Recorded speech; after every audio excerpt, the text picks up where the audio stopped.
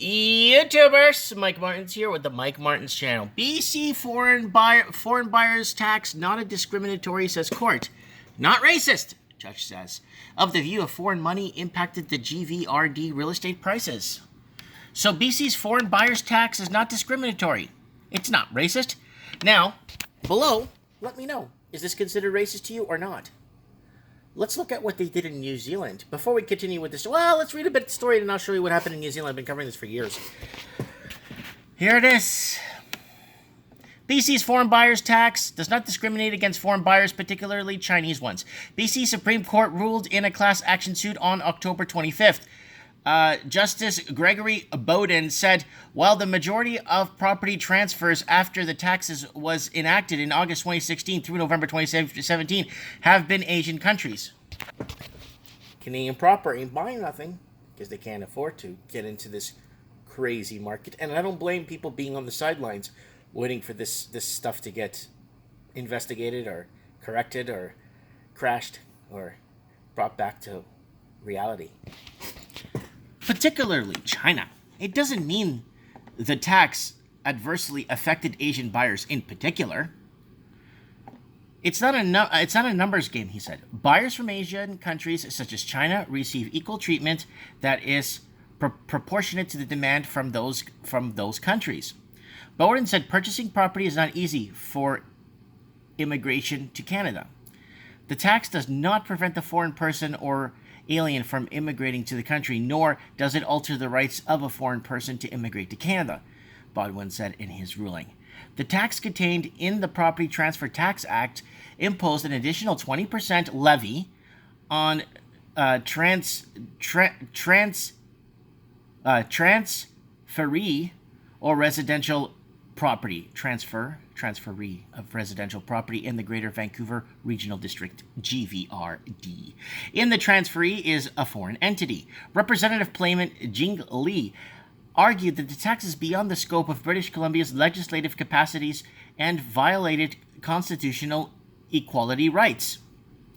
The Burnaby resident in a citizen of People's Republic of China, she moved to Canada in 2013 to complete her master's degree in public administration at the University of Saskatchewan, later moving to BC. In July 13, 2016, Lee bought a residential real property in Langley for $559 plus $27,995 GST.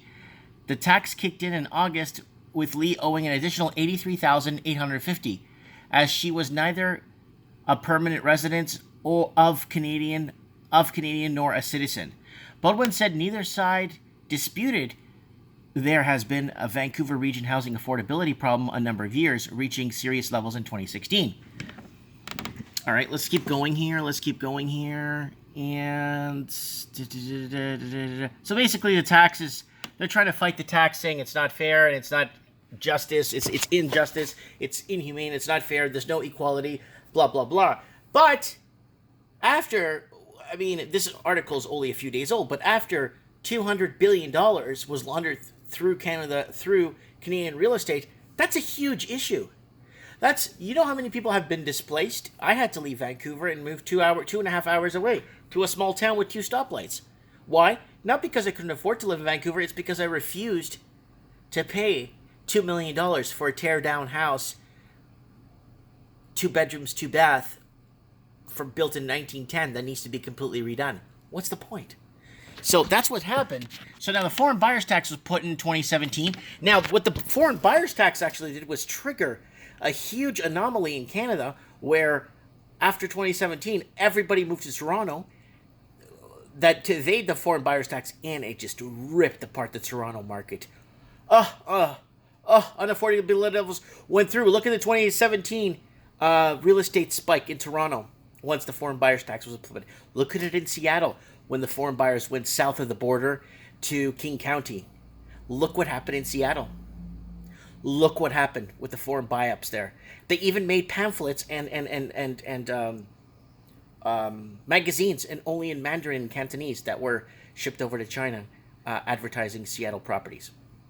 That's how bad it was. I've been talking about this for years here on the channel. Now, what did New Zealand do? If you've been under a rock or you're just new to the channel, well, They banned the sales of home to foreigners. Why? Oops. Why? Because a majority of New Zealanders are a nation of renters. A majority of New Zealanders do not even own their own property. The Kiwi propers completely bought out of their own country. Why?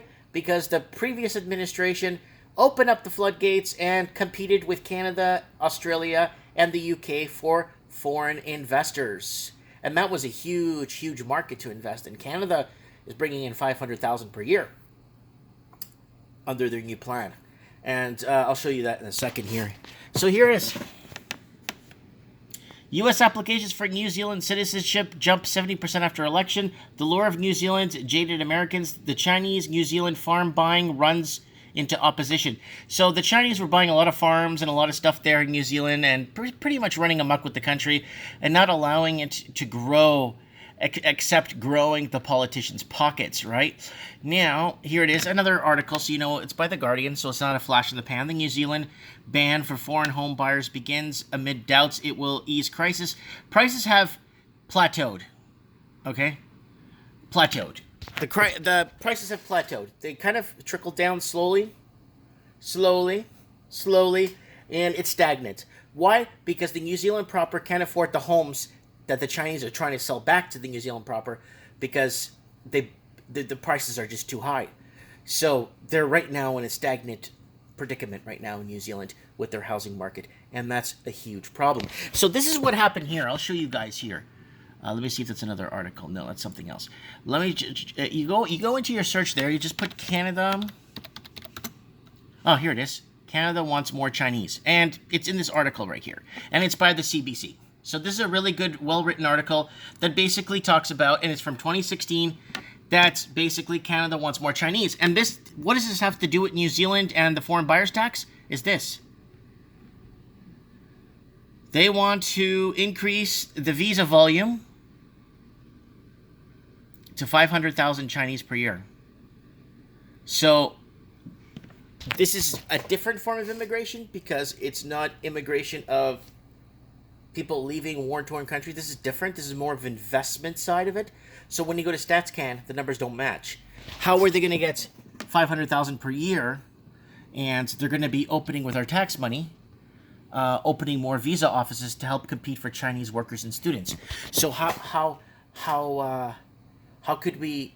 Yeah, it doesn't add up, right? So you look at StatsCan as 300,000 or 200,000 people coming into Canada per year, but then realistically, how did they break down the immigration cycle, right? Same thing with the New Zealand. So New Zealand got caught doing this a few years back, and now they have to ban foreign buyers. Now that they banned foreign buyers, now the locals can't buy from the foreign buyers anymore because they don't make nowhere near enough to buy it. So the New Zealanders are pretty much in they're a nation of renters right now. So I'm really it breaks the heart to see what happened to what was known as New Zealand at one point. Let me know what you guys think in the comments below. Am I over exaggerating, or is there more than meets the eye? Let me know, please. Please let me know. Comment below.